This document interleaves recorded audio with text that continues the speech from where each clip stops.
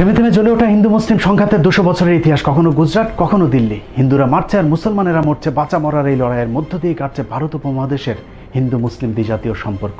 দর্শক, শান্তির পথে হেঁটেছে একদল, আরেকদল অশান্তির আগুন জ্বালিয়ে অশান্ত করেছে এই জনপদ। ভারতের ধর্মান্ধ হিন্দুত্ববাদের সাম্প্রদায়িক থাবায় বারবার আক্রান্ত হয়েছে, তারপরেও অসাম্প্রদায়িক থেকেছে উপমহাদেশের মুসলমানেরা। ঊনবিংশ, বিংশ কিংবা একবিংশ শতাব্দীর ইতিহাসের পাতায় পাতায় ছড়িয়ে ছিটিয়ে আছে মুসলমানদের তাজা রক্ত। নেতাজি সুভাষ বসু কিংবা দেশবন্ধুর মতো সত্যিকারের কিছু ভগবানের দেখা মিললেও ইন্দিরা থেকে নরেন্দ্র মোদী কিংবা নেহেরু থেকে নরসীমা রায়ের মতো নরপশুরাই ভারত উপমহাদেশ বেশিরভাগ সময় শাসন করেছে।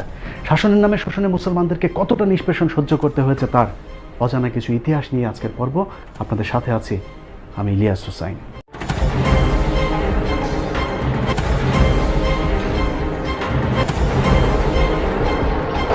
হিন্দু শাসকদের শোষণের চিত্র দেখার আগে এক ঝলকে ভারতের মুসলিম শাসনের চিত্রটা একটু দেখে আসা যাক।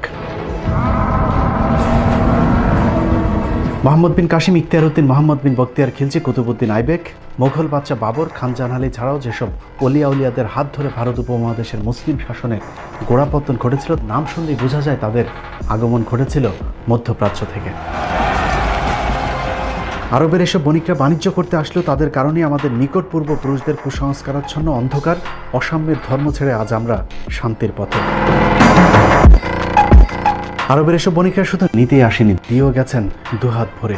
গোটা ভারতের আধুনিক সভ্যতার 700 বছরের মুসলিম শাসন আমলের স্থাপত্য আর ঐতিহ্যের উপর ভর করে দাঁড়িয়ে আছে। জীবন্ত কিংবদন্তি ভারতীয় ইতিহাসবিদ গোলাম মর্তুজার মতে, ইসলামের মহান সাম্য ও শান্তির বাণী আরবদের পোশাক, খাবার, ধর্মীয় রীতিনীতি সবই দারুণভাবে আকৃষ্ট করেছিল এদেশীয় হিন্দু অহিন্দু সহ সব শ্রেণীর মানুষদেরকে। ভারতে মুসলমান আসার আগে কি পরিস্থিতি ছিল এটা একটু জানা দরকার। আমি ঐতিহাসিক হিসাবে বা ইতিহাসবিদ হিসাবে বলতে বাধ্য হচ্ছি, ভারতে মুসলমানরা যখন আসেনি আমরা কাপড় পরতে জানতাম না, আমরা বেশিরভাগ থাকতাম উলঙ্গ। অর্থাৎ টপ র্যাঙ্কের আমাদের যারা ধর্মগুরু ছিলেন তারা ল্যাংটো হয়ে থাকতেন, উলঙ্গ, এবং তারা ল্যাংটো হয়ে শুধু থাকতেন না, ছাই মাখতেন, ভস্য মাখতেন। যদি বলে কেন ভস্য মাখতে, শীতকালে ঠান্ডা লাগতো না, ভস্য মাখলে ঠান্ডা লাগে না, লোমকূপগুলো ভর্তি হয়ে যায়। আজও যদি ভারত আপনি ঘরেন তা এখনো কিছু পুরো উলঙ্গ সাধু সন্ন্যাসী দেখতে পাবেন না, উত্তর দিন পুরো উলঙ্গ। উলঙ্গ ভারতের অসভ্য জাতিকে শুধু মুসলমান শাসকেরা সভ্য হতেই শেখায়নি, হিন্দুদের সব বিপদে পরম বন্ধু হয়ে পাশে দাঁড়িয়েছে হাজী শরীয়তুল্লাহ তিতুমির আর দুদু মিয়ারা। ভারতের রাজধানী দিল্লির ইন্ডিয়া গেট।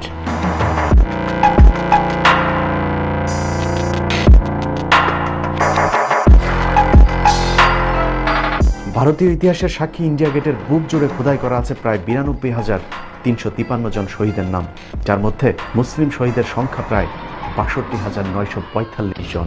তারপরেও ইতিহাস বিকৃতির মধ্য দিয়ে মুসলিম নায়কদেরকে হিন্দুদের চোখে সবচেয়ে খলনায়ক বানানো হয়েছে। কথায় কথায় উগ্র হিন্দুরা যাদেরকে পাকিস্তানে চলে যাবার কথা বলে, সেই মুসলিম বীরদের বীরত্বের চিত্রটা দেখলেই পরিষ্কার হয়ে যাবে আসলে ভারত উপমহাদেশে মুসলমানদের অবদান কি।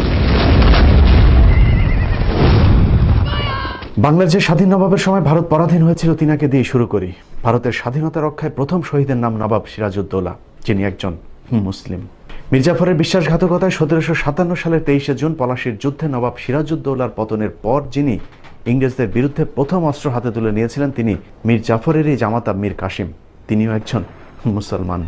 1764 সালে বক্সারের যুদ্ধে মীর কাসিমের পরাজয়ের মধ্য দিয়ে মুসলিম শাসনের পরিসমাপ্তি ঘটে, আর সেই সাথে ডুবে যায় ভারত উপমহাদেশের স্বাধীনতার শেষ আলোটুকু।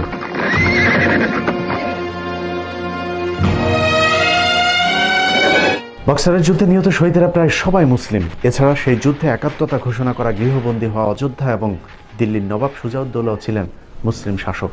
এরপরই 1765 সালে ব্রিটিশদের দীর্ঘ প্রতীক্ষিত দেওয়ানির সুবিধা লাভ করার পর শুরু হয় 200 বছরের অত্যাচার আর নির্যাতনে ভরা শাসনের নামে ইংরেজদের শোষণ। জমিদারি সুবিধা পেয়ে হিন্দু জমিদাররা সেই শাসন মেনে নিলেও মুসলিমরা বিদ্রোহ চালিয়ে যেতে থাকে। নবাবী শাসন আমলে মাইনা হিসেবে রাজ্যের সৈনিকদের যেসব লাখেরাজ সম্পত্তি দেওয়া হয়েছিল, ইংরেজরা শুরুতেই সেই সম্পত্তি কেড়ে নেয়, যার ফলে এসব সৈন্যরা নিঃস্ব ফকির হয়ে যে আন্দোলন শুরু করেছিল তাকে ইতিহাসে বলা হয় ফকির বিদ্রোহ।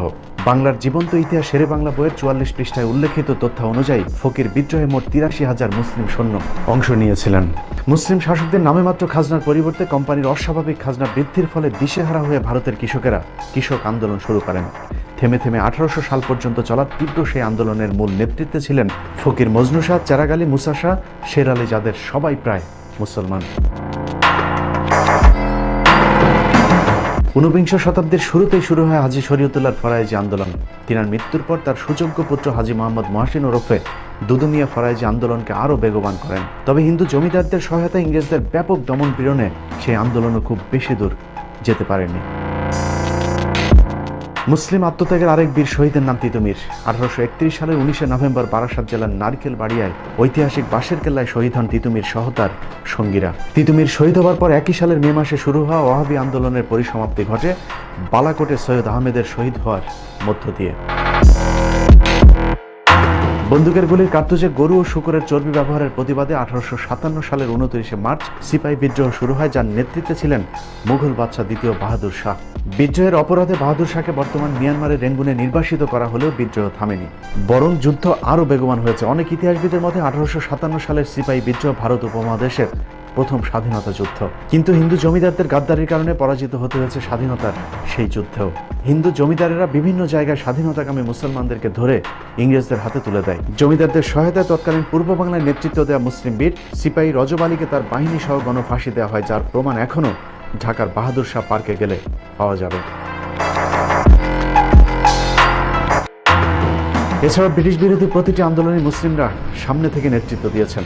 তারপরেও ভারতের স্বাধীনতার জনক কোনো মুসলমানকে করা হয়নি, বরং সেই উপাধি দেওয়া হয়েছে মহাত্মা গান্ধীকে, যিনি 1916 সাল পর্যন্ত ভারতেই ছিলেন না। আর এখনকার হিন্দু নেতারা তো বলে বেড়াচ্ছেন মুসলমানদের কোনো বাঁচার অধিকারই থাকতে নেই। We know where the Muslim population is large, there's always trouble because the Islamic ideology says so. If Muslims become more than 30%, that country is in danger. সেই সময়ের সিপাহী বিদ্রোহে কত মানুষকে হত্যা করা হয়েছে এবং তারা কারা ছিলেন, তাদের পরিচয় কি, তাদের ধর্মীয় পরিচয় কি, ইতিহাস বলছে যে তাদের মেজর অংশ, তাদের বেশিরভাগ অংশ ছিল মুসলিম। আজকের মুসলমানদেরকে বলা হয় তোমাদের কোনো অবদান নেই। এই বিকৃত ইতিহাস সম্পর্কে দেশবাসীকে সাবধান থাকতে হবে। কখনো কি চিন্তা করেছেন সম্রাট বাবর, শাহজাহান আর আওরঙ্গজেবদের 700 বছরের শাসন আমলের পরেও কেন হঠাৎ করেই মুসলমানদের এত অধপতন হলো, আর কেনই বা হিন্দুদের অস্বাভাবিক এমন উত্থান হলো ভারতবর্ষে? 1757 থেকে 1857, 100 বছর ইংরেজরা মেরেছে, মুসলিমরা মরেছে। আর সুযোগ সন্ধানী হিন্দু ব্রাহ্মণরা পেয়েছে শিক্ষা, চাকরি, আর সেই সাথে মুসলিমদের কাছ থেকে ইংরেজদের কেড়ে নেয়া জমিদারি। ভারতের মহারাষ্ট্র সরকার প্রকাশিত ভারতীয় সংবিধানের জনক বিআর ডক্টর আম্বেদকর রচনাবলীর 8ম খণ্ডের 305 নম্বর পৃষ্ঠায় উল্লেখ করা হয়েছে 1812 সাল থেকে 1814 সাল পর্যন্ত ইংরেজরা একটি জরিপ করে দেখেন কাদেরকে এদেশে কুকুরের মতো ব্যবহার করা যাবে। সেই রিপোর্ট অনুযায়ী ব্রাহ্মণদের সবচেয়ে প্রভুভক্ত হিসেবে উল্লেখ করা হয়। রিপোর্টের একটি গুরুত্বপূর্ণ উক্তি ঠিক এই রকম: in most part of the country the Brahmin and the beggar are the synonymous. অর্থাৎ ব্রাহ্মণরা এতটাই তেলবাজ ছিল যে তাদেরকে ভিক্ষুকের সাথে তুলনা করা হয়েছিল। এভাবেই কুকুরের মতো হিন্দুরা ইংরেজ মনিবদের কাছে যেতে থাকে, আর মুসলমানদের সাথে ইংরেজদের বাড়তে থাকে দূরত্ব। কিন্তু ব্যাক টু ব্যাক মুসলিম বিদ্রোহের দিশেহারা ইংরেজরা চিন্তা করলো ভারতের টিকে থাকতে হলে মুসলমানদেরকেও শিক্ষা ও চাকরিতে টানতে হবে। লর্ড ম্যাকুলের নেতৃত্বে 1854 সালে একটি শিক্ষা কমিশন গঠন করা হয়। কমিশনের পরামর্শ অনুযায়ী 1858 সালে ব্রিটিশ সম্রাজ্ঞী মহারানী ভিক্টোরিয়া শিক্ষা কমিশনকে হিন্দু মুসলিম সবাইকে সমানভাবে শিক্ষা ও চাকরিতে সুযোগ দেবার আদেশ দেন। মুসলমানদের একাংশ নারীর সে সিদ্ধান্ত মেনে নিলে ভারত উপমহাদেশে শুরু হয় নতুন আরেক অধ্যায়ের। মুসলিমরা যখন হিন্দুদের স্বার্থপরতা বুঝে নিজেরাও শিক্ষা চাকরির সুবিধা নিতে রাজি হয়, তখনই একে একে বের হতে থাকে হিন্দুদের আসল হিংসাত্মক চরিত্র। বিদ্যালয়গুলোতে মুসলিম ও নিচু বর্ণের হিন্দুরা পড়াশোনা করতে চাইলেও সেখানে বাধা দেয় হিন্দু ব্রাহ্মণরা। ব্রাহ্মণদের এই বৈষম্য দেখে জাস্টিস স্যার সৈয়দ আমির আলী 1857 সালে বেসরকারিভাবে মুসলিমদের জন্য অ্যাংলো মোহামেডান স্কুল প্রতিষ্ঠা করেন, যেখানে মুসলমানদের পাশাপাশি হিন্দু নিচু বর্ণের মানুষদেরকেও পড়াশোনার সুযোগ দেওয়া হয়। আর এতে আরও ক্ষিপ্ত হয়ে ওঠে হিন্দু ব্রাহ্মণরা, কারণ সে সময় নিচু জাতের হিন্দুদের জন্য বিদ্যা অর্জন তো দূরের কথা, ধর্মীয় গ্রন্থ ছুঁয়ে দেখাও নিষিদ্ধ ছিল। মুসলমানদের শায়েস্তা করতে 1885 সালে হিন্দুরা জাতীয় কংগ্রেস নামে প্রথম ধর্মের ভিত্তিতে সাম্প্রদায়িক একটি রাজনৈতিক সংগঠন গড়ে তোলে। আর সেই সংগঠন থেকে মুসলমানদের শিক্ষার বিরুদ্ধে তীব্র আন্দোলন শুরু করে হিন্দু ব্রাহ্মণরা। পাল্টাপাল্টি অবশ্য নিজেদের শিক্ষার অধিকার রক্ষায় সৈয়দ স্যার আহমেদ আলীগড়ে গড়ে তোলেন Anglo Indian Mohammedan educational association, যা পরবর্তীতে মুসলিম লীগ নামে রাজনৈতিক দলে আত্মপ্রকাশ করে। কিন্তু আগে থেকে শিক্ষায় এগিয়ে থাকা সংখ্যাগরিষ্ঠ হিন্দুদের হিংসাত্মক তৎপরতার সাথে পেরে ওঠা যাচ্ছিল না, যার ফলে বাধ্য হয়ে পূর্ববঙ্গের মুসলিম নেতা নওয়াব স্যার সলিমুল্লাহ, শেরে বাংলা একে ফজলুল হক, নবাব ভিকারুল মুলকরা বঙ্গভঙ্গের দাবি তোলেন। দাবি মেনে লর্ড কার্জন ঢাকাকে রাজধানী রেখে 1905 সালে বঙ্গভঙ্গ করলে পূর্ব বাংলার মুসলমানেরা এগিয়ে যেতে থাকে। পরের 6টি বছর হিন্দুদের ভয়ঙ্কর এক রূপ দেখেছে ভারতীয় উপমহাদেশ। হিন্দুদের ব্যাপক বিক্ষোভের পর 2011 সালে বঙ্গভঙ্গ রদ করা হলো। পূর্ব বাংলার মুসলিম নেতা নবাব স্যার সলিমুল্লাহ ঢাকাতে অন্তত একটি বিশ্ববিদ্যালয়ের দাবি তোলেন। লর্ড হার্ডিঞ্জ সেই দাবি মেনে নিলে হিন্দুরা সেটারও বিরোধিতা করেন, আর যার নেতৃত্বে ছিলেন আমাদের সবার প্রিয় রবীন্দ্রনাথ ঠাকুর। রবীন্দ্রনাথের নাম শুনে অনেকেরই কপাল হয়তো মাথায় উঠতে পারে, কিন্তু ইতিহাস কখনো মুছে ফেলা যায় না। মুসলিম শিক্ষা এবং ঢাকা বিশ্ববিদ্যালয়ের বিরুদ্ধে রবীন্দ্রনাথের নেতৃত্বে ব্যাপক সেই আন্দোলনের অংশ হিসেবে 1912 সালে কলকাতার গড়ের মাঠে বিশাল এক জনসভার ডাক দেওয়া হয়। সেই জনসভায় রবীন্দ্রনাথ ঠাকুর, ঈশ্বরচন্দ্র বিদ্যাসাগর এবং RSS সমর্থিত রাজনৈতিক দল হিন্দু মহাসভার প্রতিষ্ঠাতা সভাপতি শ্যামাপ্রসাদ মুখার্জির পিতা আশুতোষ মুখার্জির নেতৃত্বে হিন্দুদেরকে সাম্প্রদায়িকভাবে খেপিয়ে তোলা হয়। ঢাকা বিশ্ববিদ্যালয় প্রতিষ্ঠার বিরুদ্ধে সশস্ত্র সে আন্দোলনে ব্রিটিশ আমলাদের খুন করার পাশাপাশি হিন্দুদের 7 জন সন্ন্যাসী আত্মাহুতি দেয়। যদিও এসব ঘটনাকে বানোয়াট বলে দাবি করে ভারতীয় অনেক এদেশীয় দালাল। যে মিটিংয়ে রবীন্দ্রনাথের বিরোধিতা করার কথা বলা হয়, এটা নিয়ে গবেষণা করে দেখা গেছে যে রবীন্দ্রনাথ তখন পূর্ব বাংলায় ছিলেন, তিনি কলকাতাতেই ছিলেন না 2 দিন। তো কাজেই আপনার এগুলো সব মিথ্যাচার। এবার ভারতীয় হিন্দুদের মুখে শোনা যাক কলকাতার গড়ের মাঠের সেই জনসভায় রবীন্দ্রনাথ ছিলেন কিনা। সেই গড়ের মাঠে 1912 সালের মার্চ মাসে গড়ের মাঠে সেই মিটিংয়ের এর থেকে অনেক বড় ডায়াস হলো, তার সভাপতি হলেন বিশ্বকবি রবীন্দ্রনাথ ঠাকুর। কিসের জন্য মিটিং জানেন? মিটিংটা হলো ইংরেজ গভর্নমেন্ট তখন প্রস্তাব দিয়েছে ঢাকাতে একটা ইউনিভার্সিটি করবে, বিশ্ববিদ্যালয় ঢাকাতে, তখন কলকাতায় আছে। সেখানে প্রস্তাব পাশ হচ্ছে ঢাকাতে যেন বিশ্ববিদ্যালয় ইংরেজ গভর্নমেন্ট না করে। কেন বলেন তো? সেখানে বিশ্ববিদ্যালয় হলে মুসলমানরা লেখাপড়া শিখবে। কারো মুখের কথা বিশ্বাস না করলেও চলবে। 1912 সালের 18 মার্চ গড়ের মাঠের সেই জনসভায় সভাপতি ছিলেন রবীন্দ্রনাথ নিজে, যার প্রমাণ কলকাতা ইউনিভার্সিটি রিপোর্ট B4-এর 130 নম্বর পৃষ্ঠায় সংরক্ষিত সভাপতির ভাষণ। রবীন্দ্রনাথের ঐতিহাসিক সেই ভাষণের একটি জায়গায় তিনি বলেছিলেন, চাষার ছেলেরা যদি বিশ্ববিদ্যালয়ে পড়ে তাহলে ক্ষেত খামারে কামকাজ করবে কারা। শুধু এটাই নয়, শ্রী নীরজ চৌধুরীর the autobiography of unknown India বইয়ের তথ্যানুযায়ী রবীন্দ্রনাথ মুসলিমদের বিদ্রুপ করে বলতেন, মুসলমানরা হচ্ছে লাইভ স্টক, গৃহপালিত পশু। কিন্তু সেই ইতিহাস এখন আর কেউ পড়ে না। 1971-এর পর বদলে যায় সবকিছু। চরম মুসলিম বিদ্বেষী রবীন্দ্রনাথ এখন আমাদের প্রাণের কবি। দুর্গাকে উদ্দেশ্য করে যার লেখা কবিতাটাই এখন আমাদের জাতীয় সঙ্গীত। হিন্দুদের মা দুর্গাকে নিয়ে লেখা যে কীর্তনকে আমরা জাতীয় সঙ্গীত হিসাবে গেয়ে থাকি, সেটার মূল গান 25 লাইনের। 1905 সালে লেখা একটি গানকে হাস্যকরভাবে 1971 সালে স্বাধীন হওয়া একটি দেশের জাতীয় সঙ্গীতের স্বীকৃতি দেওয়া হয়। উইকিপিডিয়ার তথ্য অনুযায়ী যে গানের সুর আবার চুরি করা হয়েছিল গগন হারকরা নামের এক লোকসঙ্গীতের শিল্পীর গাওয়া গান থেকে।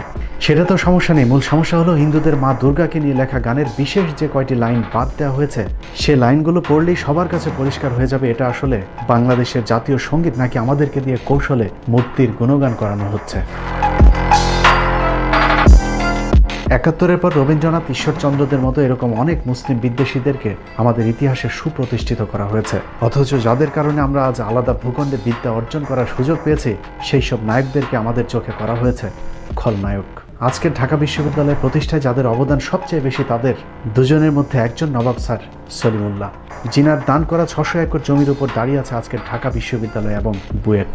স্যার সলিমুল্লাহর নাম নিভু নিভু করে আমাদের ইতিহাসে জ্বললেও মুছে গেছে আরেক মহামানব মোহাম্মদ আলী জিন্নার নাম। 1971 সালের আগ পর্যন্ত মোহাম্মদ আলী জিন্নার নামে থাকা জিন্না হলটিও এখন বদলে হয়েছে সূর্য সেন হল। অথচ এই সূর্য সেন বঙ্গভঙ্গ এবং ঢাকা বিশ্ববিদ্যালয়ের প্রতিষ্ঠার ঘোর বিরোধী ছিলেন। আর জিন্নাহ হচ্ছে সেই ব্যক্তি যিনি বড় লাটের কাছে হিন্দুদের 18 বার প্রবল আপত্তি সত্ত্বেও ঢাকা বিশ্ববিদ্যালয় বিল আইন পরিষদে পাশ করানোর জন্য ইম্পেরিয়াল লেজিসলেটিভ কাউন্সিলে যুদ্ধ করেছিলেন। ভারতের বিখ্যাত লেখক শৈলেশ কুমার বন্দ্যোপাধ্যায়ের লেখা জিন্নাহ পাকিস্তান নতুন ভাবনা বইয়ের 26 নম্বর পৃষ্ঠার তথ্য অনুযায়ী 1971 খ্রিস্টাব্দে জিন্নাহ ইম্পেরিয়াল লেজিসলেটিভ কাউন্সিলে যে ঐতিহাসিক বক্তৃতা দিয়েছিলেন তার মধ্যে ঢাকা ও পাটনা বিশ্ববিদ্যালয় বিল অন্যতম। জিন্নাহর সেই বিলের উপর ভিত্তি করে 1921 সালে প্রতিষ্ঠিত হয় প্রাচ্যের অক্সফোর্ড খ্যাত ঢাকা বিশ্ববিদ্যালয়। শুধু ঢাকা বিশ্ববিদ্যালয় নয়, জিন্নাহর কারণে বাংলাদেশ ও পাকিস্তানের মুসলিমরা আজ আলাদা ভূখণ্ড পেয়েছে। তা না হলে আমাদেরকেও হয়তো কাশ্মীর, হায়দ্রাবাদ কিংবা দিল্লির মুসলমানদের মতো ভাগ্যবরণ করতে হতো। এভাবেই ভারতীয় দালালেরা বাংলাদেশের বুক থেকে একের পর এক দেশপ্রেমিক মুসলমানদের নাম মুছে ফেলার ষড়যন্ত্র করছে। মুক্তিযুদ্ধের বিজয়ের মুহূর্তে ভারতীয় জেনারেল অরোরাকে রাখা হলেও রাখা হয়নি বাংলাদেশের সর্বাধিনায়ক জেনারেল ওসমানী কিংবা কোনো সেক্টর কমান্ডারকে। স্বাধীনতার পর থেকে ভারত বাংলাদেশের উপর দাদাগিরি চালাতে থাকে। ভারতের লুটপাটের যে যখন বাধা দিয়েছে তাকেই গুম করা হয়েছে। 1972 সালের এপ্রিলে ভারতীয় বাহিনী বাংলাদেশ ছেড়ে গেলেও বাংলাদেশকে তারা সবসময় নিয়ন্ত্রণ করেছে। যখন যে রাজনীতিবিদ তাদের বিপক্ষে কাজ করেছে তাকেই করুণভাবে হত্যা করা হয়েছে। অভিযোগ আছে বঙ্গবন্ধু হত্যাকাণ্ড ভারতের পরোক্ষ মদত ছিল। যুদ্ধের পর বাংলাদেশের উপর ভারতের একক আধিপত্য মেনে না নেওয়া, বিভিন্ন দেশ থেকে আসা ত্রাণের হিসাব চাওয়া, এপ্রিলের মধ্যে ভারতীয় সেনাবাহিনীকে বাংলাদেশ ছাড়তে বাধ্য করা এবং ভুট্টোকে রাষ্ট্রীয় অতিথি হিসেবে বাংলাদেশে আনা সহ বেশ কয়েকটি বিষয়ে শেখ মুজিবের সাথে ভারতের সম্পর্কের টানাপোড়েন হয়। যে কারণে 15 আগস্টের সেনা বিদ্রোহের বিষয়টি ভারতীয় হাইকমিশন দিল্লিকে জানালেও মুজিবকে কেউই অবগত করেনি। অন্যদিকে কূটনৈতিকভাবে বাংলাদেশকে অনন্য উচ্চতায় নিয়ে যাওয়া বাংলাদেশের ইতিহাসের সবচেয়ে জনপ্রিয় রাষ্ট্রনায়ক জিয়াউর রহমানকে হত্যা করা ভারতের জন্য বাধ্যতামূলক হয়ে ওঠে। কারণ দেশের ব্যাপক উন্নয়ন এবং ভারতকে টপকে শহীদ জিয়াউর রহমানের বিশ্ব নেতা হয়ে ওঠা ভারতের জন্য ছিল চক্ষুশূল। যে কারণে শহীদ প্রেসিডেন্ট জিয়াউর রহমান হত্যাকাণ্ডে ভারতের সরাসরি জড়িত থাকার জোর গুঞ্জন রয়েছে। একই ভাগ্যবরণ করতে হয়েছে জামাত ইসলামীকে। 1971 থেকে আজ পর্যন্ত ধারাবাহিকভাবে ভারত বিরোধিতায় কাল হয়ে দাঁড়িয়েছে দলটির। যে কারণে জামায়াতের সিনিয়র নেতাদের পাশাপাশি মাওলানা দেলোয়ার হোসেন সাইদি এবং শহীদ কাদের মোল্লাকেও ফাঁসানো হয়েছে। অথচ 71 সালে শহীদ কাদের মোল্লা বিশ্ববিদ্যালয়ের প্রথম শ্রেণীর একজন শিক্ষার্থী। তার মতো সরল লোক আর ভালো লোক খুব এই পৃথিবীতে কমই আছে। এছাড়াও বিএনপি নেতা ইলিয়াস আলী, সালাউদ্দিন আহমেদ সহ অসংখ্য রাজনৈতিক নেতাদেরকে ভারত তাদের স্বার্থে গুণ করেছে। শুধু রাজনৈতিক নেতা নয়, সেনাবাহিনীর দেশপ্রেমিক অফিসারদেরকেও পিলখানায় কথিত বিদ্রোহের নামে পরিকল্পিতভাবে হত্যা করা হয়েছে। সেনাবাহিনীর যেসব অফিসাররা সেই হত্যাকাণ্ডের বিচার চেয়েছেন তাদেরকেও গুম কিংবা চাকরিচ্যুত করে দেশান্তরী করা হয়েছে। তো যেহেতু এই 25শে ফেব্রুয়ারি 2009 সালের আমি একজন উইটনেস, তো অনেকদিন চুপ ছিলাম এবং নিশ্চুপ থেকে হঠাৎ করে মনে হলো যে আসলে একটা মোরাল রেসপন্সিবিলিটি আছে, যে কিছু বলা দরকার। এটলিস্ট কিছু যেগুলো দেখেছি এগুলো যদি না বলি তো একটা সময় আসবে যখন এই ধরনের লোকের সংখ্যা কমে যাবে। যে এক্সপিরিয়েন্স আমরা ইতিমধ্যে বিভিন্ন ঘটনা থেকে আমাদের দেশে আমরা পেয়েছি। এখানে আসলে ইনভেস্টিগেশনের আর কিছু বলার নাই। 11,000 পাতার ইনভেস্টিগেশন পরে আসছে, এমন 800 পাতায় না সামথিং, অনেক কিছু জমা দেওয়া হয় নাই। অনেকগুলো হার্ড এভিডেন্সই ডিনাই করা হয়েছে। অনেকের সিসিটিভি ফুটেজ আছে, যে সিসিটিভি ফুটেজ গুলা সিডি বা কেস ডায়েরি দেওয়া হয় নাই। তো এগুলা হয়তো ভবিষ্যতে মানে আরো যদি প্রত্যেকটা বিচারই বাংলাদেশের সমস্যা 2-3 বার হয়, তো কোনো এক বিচারে ওটা ভালোভাবে বেরোবে, দোয়া করবেন। সেনা অফিসার হত্যার মধ্য দিয়ে এদেশে পুতুল সরকারের ক্ষমতা দীর্ঘায়িত করা হয়েছে। বিনিময় শিক্ষা, সংস্কৃতি, অর্থনীতি কিংবা রাজনীতি সবখানে ভারতের একচ্ছত্র আধিপত্য বিরাজ করছে। ভারত বিরোধী কথা বলাই এখন আমাদের জন্য সবচাইতে স্পর্শকাতর বিষয়। কথা বলেছিলাম এনআরসি নিয়ে, এটা আপনারা অনেকে জানেন না, আমি বলার সুযোগ পাইনি, যে আপনাদের একটু জানা দরকার। যে একজন ঊর্ধ্বতন গোয়েন্দা সংস্থার লোক আমাকে বলেছিল, নূর তুমি তো ইদানিং ভালো কথা বলো, তবে এভাবে সরকারের বিরোধিতা করে তো টিকতে পারবা না। আর এনআরসি ভারতের বিষয়, এগুলো নিয়ে তুমি কথা না বলাটাই বেটার। দ্যাট মিনস সে কিন্তু আগে থ্রেট দিত, এখন থ্রেট না, জেন্টেল ওয়েতে কিন্তু থ্রেট দিয়ে দিয়েছে যে এটা নিয়ে কথা না বলা বেটার। দ্যাট মিনস আমাকে কিন্তু নিষেধ করে দিয়েছে। শেখ মুজিব থেকে জিয়াউর রহমান, শহীদ আব্দুল কাদের মোল্লা থেকে আবরার ফাহাদরা যখন জীবন দিয়েছে তখন আমরা ভারতের বিপক্ষে চুপ ছিলাম। কিন্তু একটু ভেবে দেখুন, কাল আমি, তার পরদিন হয়তো আপনার পালা। এভাবে একের পর এক দেশপ্রেমিক মানুষগুলো হারিয়ে যাবে বাংলার বুক থেকে। একটি বাংলাদেশ তুমি জাগ্রত জনতার, জাগ্রত সেই জাতি আজ ঘুমিয়ে আছে। ঘুমন্ত সেই জাতির ঘুম ভাঙানোর ক্ষমতা হয়তো আমার আপনার মতো 2-1 জনের নেই। তারপরেও গেয়ে যাব গানে গানে, আমরা হয়তো হারিয়ে যাব, কিন্তু এই প্রান্তরে আসা নতুন কোনো পাখির ঘুম ভাঙানিয়া গানে হয়তো একদিন জেগে উঠবে হযরত শাহজালাল, শাহপরাণ, শাহ মাকদুমদের উত্তরসূরিরা। আল্লাহ হাফেজ।